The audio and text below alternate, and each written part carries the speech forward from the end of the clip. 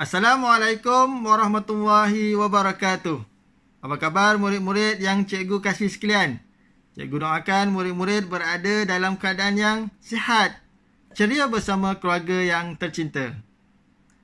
Pada hari ini kita akan meneruskan pembelajaran dalam mata pelajaran pendidikan Islam dalam bidang ibadah di bawah tajuk Bulan Penyucian Jiwa.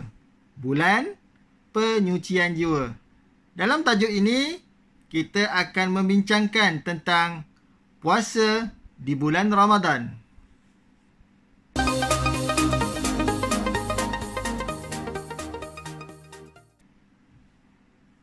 Ya murid-murid yang cikgu kasih sekalian, di dalam tajuk ini, kita akan membincangkan 9 perkara penting tentang puasa di bulan Ramadan. Iaitu yang pertama tentang pengertian puasa. Yang kedua tentang dalil puasa. Yang ketiga tentang hukum puasa. Yang keempat tentang rukun puasa. Yang kelima tentang syarat wajib puasa. Yang keenam tentang syarat sah puasa.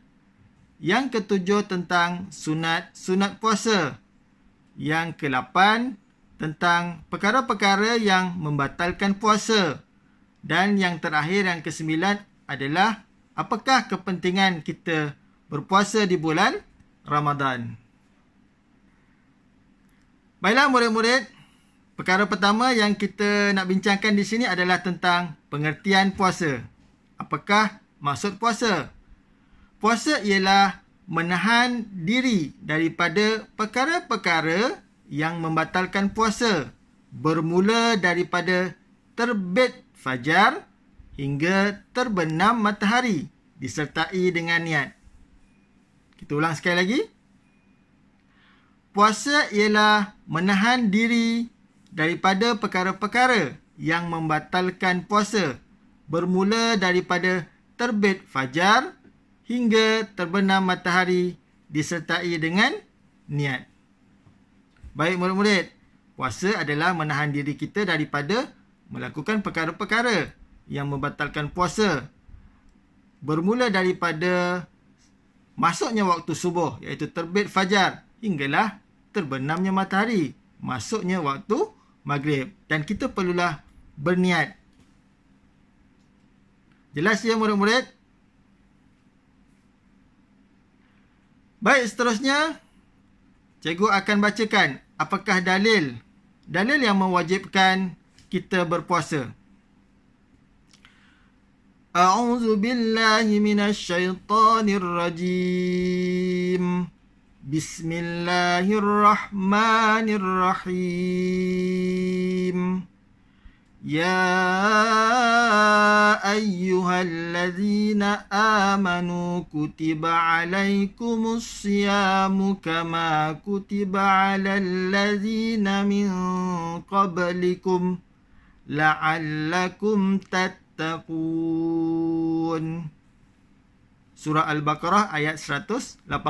Maksudnya, wahai orang-orang yang beriman, kamu diwajibkan berpuasa sebagaimana diwajibkan atas orang-orang yang dahulu dari kamu, supaya kamu bertakwa. Itu dia dalil yang mewajibkan kita berpuasa. Baik, seterusnya perkara yang ketiga, apakah hukum berpuasa? Apakah hukum berpuasa?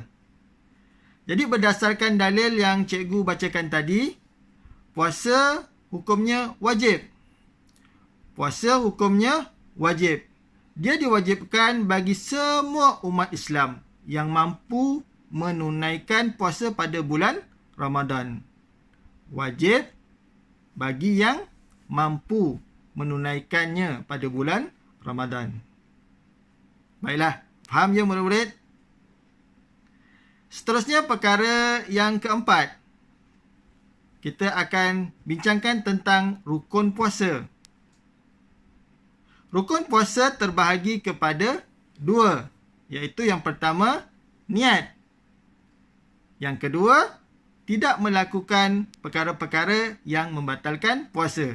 Ada 2 sahaja rukun puasa, iaitu yang pertama, niat dan tidak melakukan perkara-perkara yang membatalkan puasa. Mari kita baca sama-sama niat puasa. Nawaitu sauma ghadin an adai fardis syahri ramadana hazihi sanati lillahi ta'ala. Maksudnya, sahaja aku berpuasa esok hari untuk menunaikan fardu bulan Ramadan tahun ini kerana Allah Ta'ala. Itu dia niat puasa di bulan Ramadan. Baik, seterusnya murid-murid, perkara yang kelima yang kita nak bincangkan pada hari ini adalah tentang syarat wajib puasa. Syarat wajib puasa. Apakah syarat-syarat yang mewajibkan seseorang itu berpuasa? Yang pertama, seseorang itu mestilah Islam. Seseorang itu mestilah Islam. Tidak wajib berpuasa bagi orang kafir. Yang kedua, seseorang itu mestilah sudah baligh. Yang ini cukup umurnya. Bagi kanak-kanak, tidak diwajibkan berpuasa. Akan tetapi, kanak-kanak boleh dan digalakkan berpuasa supaya melatih dirinya agar dapat menunaikan puasa apabila telah sampai cukup umurnya, iaitu apabila telah baligh. Yang ketiga, berakal.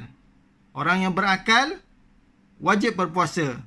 Manakala orang gila tidak diwajibkan berpuasa. Yang keempat, mampu. Mampu. Maksudnya, dia sihat. Sekiranya dia uzur, maka dia tidak diwajibkan berpuasa. Itu dia ada 4 perkara. Syarat-syarat yang mewajibkan seorang itu berpuasa. Iaitu yang pertama, Islam. Kedua, baligh. Yang ketiga, berakal. Yang keempat, mampu. Boleh ya murid-murid? Kita ulang sekali lagi. Syarat wajib berpuasa. Yang pertama, Islam. Yang kedua, baligh. Yang ketiga, berakal. Dan yang keempat, mampu. Baiklah, seterusnya murid-murid, perkara yang kita nak bincangkan adalah syarat sah berpuasa. Syarat sah berpuasa. Syarat yang pertama adalah Islam. Sekiranya dia bukan Islam, maka puasanya tidak sah. Orang bukan Islam, yang pertama dia tidak wajib puasa. Dan yang kedua, apabila dia puasa, puasanya tidak sah. Yang kedua, suci daripada haid, nifas dan wiladah. Suci daripada haid, nifas dan wiladah. Ini khusus untuk kaum wanita. Yang ketiga, berakal. Orang gila tidak sah puasanya. Baik, seterusnya yang keempat adalah bertepatan pada waktunya. Bertepatan pada waktunya. Kita puasa di bulan Ramadan, kita berpuasa pada bulan tersebut. Dan kita tidak puasa pada bulan yang lain. Sekiranya kita puasa bulan Ramadan pada bulan yang lain, maka puasanya tidak sah. Jelas ya murid-murid? Syarat sah puasa juga ada 4 perkara. Yang pertama, Islam. Yang kedua, suci daripada haid, nifas dan wiladah. Yang ketiga, berakal. Dan yang keempat, bertepatan dengan waktunya. Boleh ya murid-murid? Cikgu harapkan murid-murid dapat membanding beza antara syarat wajib puasa dan syarat sah puasa.